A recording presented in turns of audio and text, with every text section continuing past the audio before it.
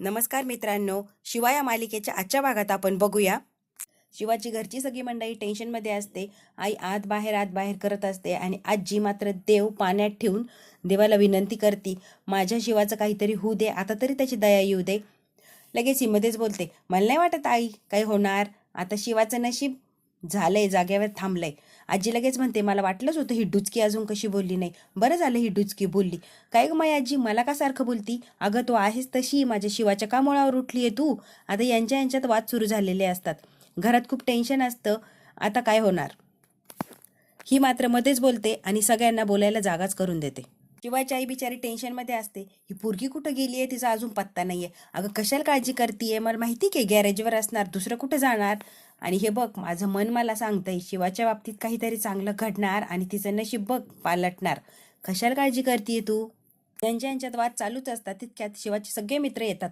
काकू काकू, शिवानी आहे का? अरे आम्हाला वाटलं तुमच्या बरोबर आहे. नाही, आम्ही कालपासून शोधतोय तिला, तिचा काहीही तपास नाहीये. आता मात्र घरच्यांना खूपच जास्त काळजी लागलेली असते, कारण या लोकांना असं वाटतं ती गॅरेजवर आहे, पण ती गॅरेजवरही नाहीये आणि कालपासून नाहीये हे कळाल्यावर सगळ्यांची आता धांदल उडून गेलेली असते. आई दिव्याला म्हणते, फोन लाव ग. अहो नाही काकू, कशाला ती फोन लावायला लावताय, तिचा फोन कालपासून बंद आहे. सगळ्यांना आता टेन्शन आलेलं असतं, ती कधीही फोन बंद ठेवत नाही आणि 2-2 दिवस गायब काही होत नाही. दिव्याला मात्र इकडे टेन्शन येतं, शिवा जाऊन लग्नात तर काही गोंधळ घालणार नाही ना, कारण शिवाचं काही सांगता येत नाही. तिथं जायची आणि सगळा तमाशा करायची. दिव्या विचारात गुंतलेली असते. आई म्हणते, अगं दिव्या, रात्री आली होती का घरी, म्हणजे तुला भेटली का? ही घाबरतच म्हणते, नाही ग, एवढं करूनही जे करायचंय ते केलंच. शिवा तिथं पोहोचली असणार आणि सगळा तमाशा घातला असणार. दिव्याच्या डोक्यात आता चक्र चालू झालेलं असतं आणि तिला भीती वाटते. त्यांच्यात आता विचारच चालू असतो, आता काय करायचं, पुढं काय करायचंय आपण? सीताई लगेच येते आणि म्हणते, कुणालाही काय करायची गरज नाहीये, काय करायचंय ना ते मीच करणार आहे.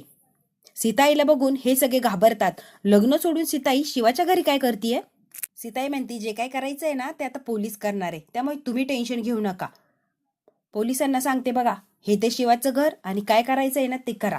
या बिचाऱ्यांना काही कल्पनाही नसते किंवा काय घडतं याची काही माहितीही नसते. सीताई मात्र डायरेक्ट पोलिसांना घेऊन आलेली असते आणि तेही शिवाच्या विरोधात. शिवाची आई म्हणते, आई काय चाललंय हे, कशासाठी पोलीस आणले? कीर्ती लगेच मध्येच बोलते, पाहुणचारासाठी तर नक्कीच आणले नाहीये, काहीतरी गुन्हा आहे म्हणूनच आणले. मई आजी म्हणते, कीर्ती काय बोलतीये, जरा कळतंय का तुला? कीर्ती चिडलेली असते आणि आता म्हणते, तुमच्या शिवानी काय कांड केलंय ना ते बघा. आज माझ्या भावाचं लग्न होतं. आजी म्हणते, लग्न होतं म्हणजे? लग्न लावायला माझा भाऊ तर लग्न मंडपात आहे ना. नाहीये तो तिथं गायब झालाय आणि त्याला शिवानी किडनॅप केलंय असं आम्हाला सगळ्यांना वाटतंय. म्हणूनच शिवाला पकडण्यासाठी पोलीस आलीये. आशूला शिवानी किडनॅप केलंय अशी आमची खात्री आहे. कळतंय आजी तुम्हाला? कीर्ती परखड भाषेत उत्तर देऊन टाकते. शिवाचे सगळे मित्र एकदाच म्हणतात, आमची शिवा किडनॅप वगैरे असं काही करू शकत नाही. शिवा कशी आहे ना आम्हाला माहिती आहे. कीर्ती म्हणते, हो ना, तुमची शिवा काय करू शकते आणि काय करू शकत नाही हे मी सांगण्याची तुम्हाला गरज नाहीये. शिवा कोणती पातळी गाठील हे तुम्हालाच माहिती. शिवाची आई म्हणते, सीताई तुम्ही काय करताय, तुम्हाला पडतंय असं वागायला? सीताई म्हणते, हे बघा वंदनाताई, मला माफ करा, पण मला फक्त माझा मुलगा हवाय. मुलगा मिळाला की लग्न लागणार आणि मला हवंय ते साध्य होणार. त्यामुळे मी काय करते हा प्रश्न मला प्लीज तुम्ही विचारू नका.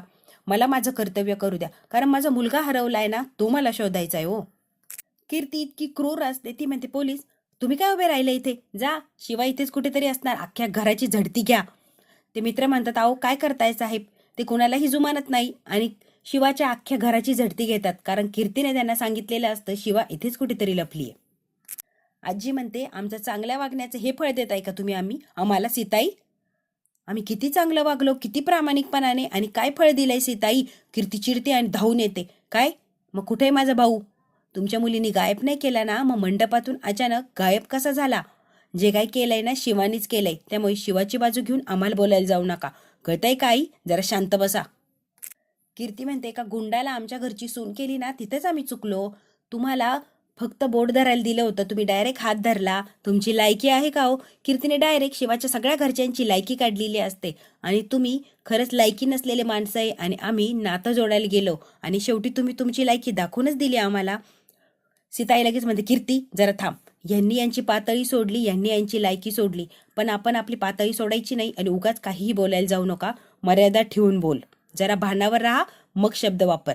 सीताई कीर्तीला वेळेस दाबते, पण कीर्तीने मात्र खूप मोठा शब्द बोलून दिलेला असतो. शिवाच्या घरच्यांची लायकी काढलेली असते. कीर्ती म्हणते माझ्या भावाला जर काही झालं ना तर तुमच्या शिवाला सोडणार नाही या, आणि बोट दाखवून धमकी देत असते. आजी म्हणते कीर्ती बोट जरा खाली कर आणि जरा हळू आवाजात बोल. माझी शिवा आजी कधीच करणार नाही. माझ्या शिवावर मला पूर्ण विश्वास आहे, ती असं कधीही वागू शकत नाही. कळतंय तुला? त्यामुळे यांना जरा व्यवस्थित बोल कीर्ती. कीर्तीने सगळ्या मर्यादा सगळी पातळी सोडलेली असते आणि यांना वाटेल ते बोलते आणि वाटेल ते आरोप लावत असते. सीताई खूप हताश झालेली असते आणि म्हणते सगळ्या गोष्टींना शिवा जबाबदार आहे. हे कीर्ती नाही, मी स्वतः बोलतीये. कारण मी बघितलं की माझ्या मुलाचं आयुष्य वाटोळ झालं ते शिवामुळे. आमच्या घरात भांडण सुरू झालं शिवामुळे, आणि आज जी परिस्थिती आहे तीही शिवामुळे. कारण सगळ्याचं खापर मी शिवावर फोडतीये. सगळं काही घडतंय ना तुमच्या शिवामुळे. कळतंय तुम्हाला? तुम्ही कितीही बाजू घ्या हो शिवाची, पण हे सगळं शिवामुळेच होतंय. पोलीस म्हणतात शिवाने काहीही केलेलं नाहीये. ओ, तुम्ही कशालीची बाजू घेताय? तुम्हाला माहिती का लहान म्हणून यांना सोडून देऊ नका. गाव गुंड आहे, गाव गुंड. कीर्ती डायरेक्ट गाव गुंडाचं लेबल लावून देते. हे लोक दिसताय ना तसे नाहीये इन्स्पेक्टर साहेब, यांच्यावर विश्वास ठेवू नका. गाव गुंड आहे, तुम्हाला सांगितलं ना मी. शिवाचे सगळे मित्र तिची बाजू घेता. आऊ साहेब खरंच आमचं ऐकून घ्या, आम्ही असं काही केलं नाही आणि शिवाने असं केलं नाहीये. ही कीर्तीताई काही बोलतीये ना ते सगळं चुकीचं आहे. हिच्यावर तुम्ही विश्वास ठेवू नका हो. शिवाची आई म्हणते सीताई लहान मुलं आहे हो, कशाला सगळ्यामध्ये यांना ओढताय? प्लीज तुम्ही जरा विचार करून वागा सीताई. कीर्ती म्हणते मग कुठे माझा भाऊ कुठे आणि तुमची शिवा कुठे? द्या की उत्तर पटकन शिवाची आई. कीर्ती इतकी सगळी बेताल होऊन बोलत असते, कुणाचाही काही विचार करत नाही आणि बोलायचं काही भानही नसतं.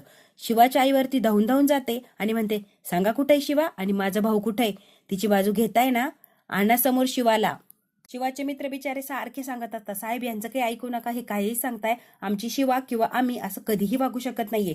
पोलीस म्हणताय ॲटिट्यूड दाखवायचं नाही, या एकदम शांत बसायचं. अहो साहेब हे काहीही सांगताय, यांच्याकडे विश्वास ठेवू नका. सारखी ती मुलं विनंती करत असतात की हे जे सांगताय त्यावर विश्वास ठेवू नका, पण पैशापुढे काही चालत नाही आणि पोलीस कीर्तीच्या बाजूनेच असतात. शिवाची आई म्हणते माझं तर डोकं बंद पडलंय, काय वातावरण झालंय हे. आजी म्हणते कीर्ती इतकी मोठी चूक करतीये ना तू, खरंच तुला नंतर पस्तावा होणार. आणि सीताई तुम्ही कीर्तीला साथ देताय, खरंच आश्चर्य वाटतंय मला. कीर्ती लगेच म्हणते आजी बासा. इन्स्पेक्टर साहेब यांची नाटकांना बळी पडू नका. तुम्ही आता प्रोसिजर सुरू करा आणि काय ती लिगल कारवाई करा. चला.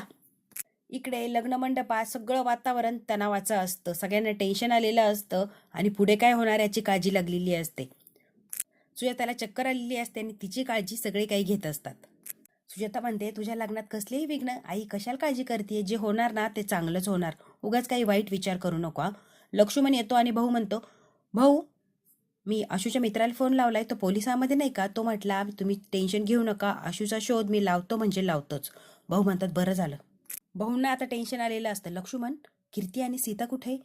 तिसरा काहीतरी उपद्याप वाढून ठेवतील आणि माझ्या डोक्याला नको ते टेन्शन वाढेल. लक्ष्मण बघ ती कीर्ती आणि सीता कुठे गेलेत. स्टेफनीने इकडं संपदाला फोन लावलेला असतो आणि सीताई आणि कीर्ती येऊन पोलिसांना घेऊन आल्या आणि पूर्ण घराची झडती घेताय हे संपदाला सांगितलेलं असतं. हे ऐकून संपदाला मात्र धक्का बसतो. कीर्ती म्हणते फोन ठेव, टेन्शन घेऊ नको, आम्ही लगेच तिकडे येतो. कीर्ती फोन ठेवते आणि भाऊ आणि लक्ष्मण जवळ येऊन सगळं काही सांगते. वस्तीत गेलाय आणि पोलिसांना घेऊन गेलाय. भाऊ म्हणतात काय सांगते संपदा? हो सुहास इकडे आहे. सुहासला भाऊ रागाने जवळ बोलवतात. सुहासवर खूप चिडलेले असतात. पोलिसांना फोन का लावला? आम्हाला काळजी वाटली होती. तुला काळजी वाटती, आम्हाला काळजी वाटत नाहीये का? आता ते शिवाच्या घरच्यांना त्रास होतोय, याला कोण जबाबदार आहे? का त्या बिचाऱ्यांना त्रास द्यायचा आहे आपण? कळतंय का सुहास तुला? भाऊ खूपच चिडलेले असतात. भाऊ म्हणतात लक्ष्मण सीताला आणि कीर्तीला आत्ताच्या आत्ता घरी बोलवायचा. शिवाचे मित्र इकडे टेन्शनमध्ये असतात. म्हणतात कीर्तीला आहे ना चांगला धडा शिकवायला पाहिजे. कसल्या ॲटिट्यूडमध्ये रे ती? तिला कळतं काय कसले आरोप लावती आपल्यावर? हे म्हणतात रामभाऊ आहे ना तिकडे, सांभाळून घेतील. आपण आधी शिवाचा शोध घेऊ आणि शिवा कुठे ते बघूया. बिचारे मित्र इतके जीव तोडून चौकशी करत असतात. शिवा कुठे काय सगळ्यांना काळजी लागलेली असते. कीर्ती मात्र त्यांचा पिच्छा सोडत नाही आणि सीताई आणि कीर्ती घेऊन पोलिसांना अजून पुढची चौकशी करायला पुढच्या घरी गेलेले असतात. हे लोक म्हणतात थांब रे, शेवटचं शिवाला कधी बघितलं तेही गॅरेजवर. आणि चंदन कुठे? अरे तोही गॅरेजवरच बघितला होता. अरे शिवा गायब, चंदन गायब, तिकडं आशू गायब, काय चाललंय हे? आता हे डोकं लढवायला लागलेले असतात आणि हळूहळू एक एक धागा शोधायला लागलेले असतात. लक्ष्मण म्हणतो भाऊ त्यांच्याशी बोलणं झालंय, तुम्ही काळजी करू नका. तितक्यात सीताई, शिवाच्या सगळे घरचे, कीर्ती सगळे येऊन उभ्या राहिलेले असतात. लक्ष्मण म्हणतो भाऊ वहिनी आली. आजी भाऊंच्या जवळ येते आणि म्हणते भाऊ आम्ही काहीही केलं नाहीये, हे चुकीचे आरोप लावताय. भाऊ म्हणता आजी तुम्ही काळजी करू नका, मला खात्री आहे शिवा असं काही करणार नाही. भाऊ सीतावर चिडतात. सीता हे काय कळतंय तुला? हे बघा मी काहीही चुकीचं केलं नाहीये, माझ्या मुलाचा शोध घेण्यासाठी करतीये, त्यामुळे यात काही मला गैर वाटत नाहीये आणि उगाच माझ्यावर चिडू नका तुम्ही. भाऊ म्हणतात, सीता तुला शिवा आवडत नाही, मग लगेच ग्राह्य धरलं की शिवानेच हे केलंय. वा, किती विश्वास आहे हो तुम्हाला शिवावर. त्या मुलीने आजपर्यंत काय काय केलंय माहिती आहे ना, तरी इतकं विश्वासाने सांगताय की शिवा काही करू शकत नाही. सीता ही चिडलेली असते आणि भाऊच्या प्रत्येक प्रश्नाला उत्तर देत असते. सीता म्हणते तिच्या काकांनी शिवाला बरं वाटावं किंवा आशूला किडनॅप करून शिवाला हवंय ते मिळावं म्हणून तिच्या काकाने आपल्या आशूला किडनॅप केलं नव्हतं. आठवतंय भाऊ? तिचा काका जर करू शकतो आशूला किडनॅप, तर शिवा काय करू शकत नाही. ही सगळी लोक आहे ना एक सारखी आहे. भाऊ म्हणतात, हे बघ सीता, सगळ्यांना एका पारड्यात मोजायला जाऊ नका. तिच्या काकाने किडनॅप केले तिथपर्यंत ठीक आहे, पण शिवा किंवा घरचे लोक काही करू शकतात असं म्हणू नको. सगळ्यांना एकसारखं काही न्याय द्यायला जाऊ नको. कळतंय का सीता? कीर्ती म्हणते, भाऊ जरा ऐका, मला आत्ता आहे ना फक्त आशू सापडला पाहिजे आणि तेवढीच गोष्ट माझ्यासाठी महत्वाची आहे. म्हणून शिवाच्या घरच्यांना इथे घेऊन आली आणि नंतरचं कळालं ना ही लोक शिवायला सामील होती. एकालाही सोडणार नाही भाऊ, मी प्रत्येकाला जेलमध्ये टाकणार. कीर्ती मात्र नॉनसेन्स सारखी काहीही बडबड करत असते आणि वयाचं काहीही मर्यादा नसते. मांजा म्हणतो, अगं ताई तू काय बोलती, कळतंय का तुला, जरा भान ठेवून बोल. अरे वा, आता ह्या लोकांची बाजू घ्यायला लागलाय का मांजा तू? अरे वा, बरंय बरंय बरंय. या घरातल्या लोकांनी तुझ्यासाठी काय काय केलंय, काय काय उपकार केले मांजा, विसरला तू? आणि आता ही लोक तुला चांगली वाटायला लागले अचानक. जीवाभावाचा मित्र गायब आहे आणि तुला ह्या विरुद्ध लोकांची काळजी वाटतीये. मांजा, खरंच तू लायकी दाखवून दिली. लक्ष्मण म्हणतो, कीर्ती तुला कळतंय का काय बोलतीये, जरा भानावर ये. भाऊ म्हणतात, हे बघ जरा मापात राहून बोलायचा. भाऊ तिला रागवू नका, बरोबर बोलतीये ती. तुम्ही केलेच माझ्यावर उपकार, लायकी नसतानाही तुमच्या बरोबरीने आणून उभं केलंय. कीर्ती मला जागा दाखवून देतीये, वेगळं काय करतीये? मांजा म्हणतो, या घराचं आणि माझ्या मित्राचं भलं फक्त शिवा करू शकते. त्यामुळे कीर्तीताई तू काही म्हटली तरी मला वाईट वाटणार नाही. सीता लगेच ओरडते, मांजा, शिवा कधीही या घराचं भलं करू शकत नाही आणि तिच्या बाजूने काही बोलायला जाऊ नका. ती लगेच त्याला शांत बसवते. नेहाला राहवत नाही आणि नेहा म्हणते, या सगळ्यामध्ये शिवाच्या घरच्यांचा काही संबंध आहे असं काही वाटत नाही मला. कीर्ती म्हणते, नेहा तू त्यांची बाजू घेऊ नको आणि या सगळ्यामध्ये पडायला जाऊ नका, तू जरा शांत राहा. कीर्ती म्हणते, हे चेहरे फक्त साळसूद दिसताय, पण याचा मागचा चेहरा बघितला ना एकदम भयानक आहे, तुला कल्पना सुद्धा नाहीये. लक्ष्मण म्हणतं, कीर्ती अगं वयाचा मान राखून तरी बोल, कसली मर्यादा सोडून बोलतीये तू? कीर्तीला कुठलंही भान राहिलेलं नसतं आणि तोंडाला येईल ते बोलत असते. तिला सगळी लोक दाबतात, पण कीर्ती मात्र कुणालाही काही ऐकत नसते. सीता म्हणते, मला फक्त माझा मुलगा हवाय, मला बाकी काहीही देणं घेणं नाहीये आणि त्यासाठी कुठल्याही थराला जायला तयार आहे, फक्त माझा मुलगा हवाय.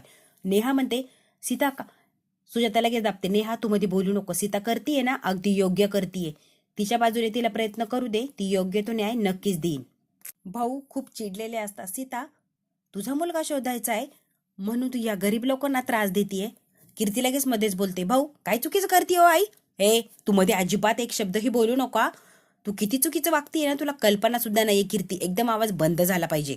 भाऊ खूप चिडतात. सीता लगेच म्हणते, का नेहमी आम्हीच कसं चुकीचे, आमचंच कसं काही पटत नाही तुम्हाला? सगळे काही आवडतात आणि मी काय केलं किंवा कीर्तीने काय केलं तर आम्हाला लगेच विरोध करता. नेमकी तुमच्या डोक्यात आहे तरी काय? शिवा मारामाऱ्या करते, भांडण करते, तुमच्या मुलावर हल्ला केला, आता मुलाला गायब केलंय, तरी तुम्ही शिवाचीच बाजू घेताय आणि तुमच्या मुलीला बोलताय शिवावरून. तुमचं काल चाललंय तरी काय? सीता भाऊंना प्रश्न विचारते, सगळं काही झालंय तरी तुम्ही शिवाचीच बाजू घेताय? सीता म्हणते, आंधळा विश्वास आहे, आंधळा विश्वास त्या शिवावर. भाऊ म्हणतात, आंधळ मी नाही, आंधळी तू झालीये सीता. आशूच्या प्रेमापुढे तुला काहीही दिसत नाहीये आणि फक्त शिवाचा द्वेष करतीये ना म्हणून ती चुकीची दिसतीये. जरा चांगल्या नजरेने बघ, शिवा किती चांगली आहे सीता, तुलाही कळेल. कीर्ती म्हणते, द्वेष तर द्वेष ठीक आहे की, पण यात जर माझ्या भावाला काही झालं ना तर एकालाही सोडणार नाहीये मी. भाऊ म्हणतात, ए कीर्ती करणार काय ग, नक्की तू करणार काय? चल काय करायचंय ना सांगूनच टाक. भाऊ हे बघा, माझ्याशी वाद घालायला जाऊ नका, आपल्याला फक्त आशूला शोधायचं एवढं महत्वाचं आहे ना, आपण तेच करूया. भाऊ म्हणतात, हो कळतंय तुला? भाऊ म्हणतात, हो तुला वाटतंय ना आशूला समोर आणावं, तर मग हे कुटाने करण्यापेक्षा आशूला शोधलं असतं ना तर बेटर राहिलं असतं. आणि खरंच तुला काळजी आहे का ग आशू सापडावं म्हणून? भाऊ तो माझा भाऊ आहे आणि असं काय विचारताय तुम्ही? हो तुझा भाऊ आहे ना, मग या माऊलीने मुलगा मांडलाय, त्याच्याबरोबर असं वाईट वागतील असं वाटतंय तुला? सीता म्हणते, मला काही ऐकायचं नाहीये, मला फक्त माझा मुलगा समोर हवाय, कळतंय? भाऊ म्हणतात, तुला कळतंय का, तू फक्त रागापोटी करतीये सीता हे? ती म्हणते, हो आहे राग, आणि राग म्हटले तरी कबूल आहे, पण मला माझा मुलगा हवाय. भाऊ म्हणतात, सगळं काही रागापोटी करतीये, राग तुझा काहीतरी घेऊन नाश करणार, कळतंय तुला? राग चांगला नाहीये सीता, काहीतरी वाटोळ होणार तेव्हा तू शांत बसशील. भाऊमध्ये आणि सीतामध्ये भांडण लागलेलं असतं शिवामुळे. भाऊ शिवाची बाजू घेतात आणि सीता तिच्या विरुद्ध असते. सीता म्हणते शिवामुळे किती नुकसान झालंय आणि अजून काय नुकसान व्हायची वाट बघताय. कीर्तीचं आणि नेहाचं इकडं भांडण सुरू झालेलं असतं. ती म्हणते, हे बघ कीर्ती, माझं जर नाव पुढं आलं तर याद राखा, आम्हाला कशासाठी आणलंय गे इथं. कीर्ती म्हणते, माझा भाऊ सापडत नाहीये म्हणून तुम्हाला आणलंय आणि जोपर्यंत तो सापडत नाही तोपर्यंत इथंच राहायचं. कीर्ती चुकीची वागती या. मी जे या सगळ्या सामील आहे तर तू सुद्धा आहे. मला सगळ्या समोर जर आणलं तर मी तुलाही सोडणार नाही या. तुझं सत्यही सगळ्यांसमोर आणणार आणि तुझा खेळ खतम करणार. कीर्ती म्हणते, ए बावळट, ओरडू नको, जरा हळू आवाजात बोल. हळू आवाजात बोल? माझं सत्य आलं की तुझंही सत्य येणार आहे. मी मेले तर तूही मरणार आहे कीर्ती. त्यामुळे जे करायचं आहे ना ते विचार करून बोल. ती रागारागाने तिथून निघून जाते. कीर्ती सुहासला म्हणते, कसली बावळट रे. सुहास म्हणतो, हिच्या नादी लागू नको, काय करायचंय ते बघ. कीर्ती आता गोंधळात सापडलेली असते. शिवाला आणि चंदनला सत्य माहिती झालंय. बरोबर आहे सुहास, भाड्याची गुंड बोलव. आणि कीर्तीला कशाचंही काही वाटत नसतं. सुहास, भाड्याचे गुंड बोलव आणि त्यांना, शिवाला आणि चंदनला जागेवर संपवायला लाव. सत्य त्यांच्याबरोबरच संपून जाईल.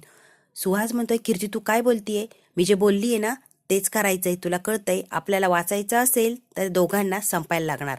शिवा बिचारी इकडे रडत असते आणि कुठेही भटकत असते. तिला कळतही नाही आपण किती लांब चाललोय आणि सगळं काही तिने जे ऐकलंय ते सगळं चित्र तिच्या समोर येत असतं. ती विचारामध्ये चाललेली असते. शिवा तिच्या विचारातच चाललेली असते. कॉलनीतला एक माणूस शिवाला पकडतो आणि जरा तोंड दाबून बाजूला आणतो. ती जोरात त्याला मारते. कसलं मारलंय ग मला शिवा? अरे मग का केलं हे? आवाज कशाला दिला? अगं पोलीस आले तर तुझ्या घरी. आशू गायब आहे, आशूला किडनॅप तू केलंय ना म्हणून पोलीस तुझ्या घरी आले. शिवा तुला कळतंय का? शिवा म्हणते, मला माहिती आहे की आशूला किडनॅप कोणी केलंय. शिवा पटकन घराच्या बाहेर येते आणि आता विचारात अडकलेली असते. शिवाला ज्यांनी किडनॅप केलंय त्याच्याकडून शिवाला सुखरूप बाहेर आणायचं. मित्रांनो, आपल्याला उद्याच कळणार शिवा आशूला सुखरूप बाहेर आणते का आणि सगळ्यांसमोर काय सत्य आहे ते दाखवते का. आज आपण इथेच थांबूया. व्हिडिओ आवडल्यास लाईक, शेअर, सबस्क्राईब नक्की करा.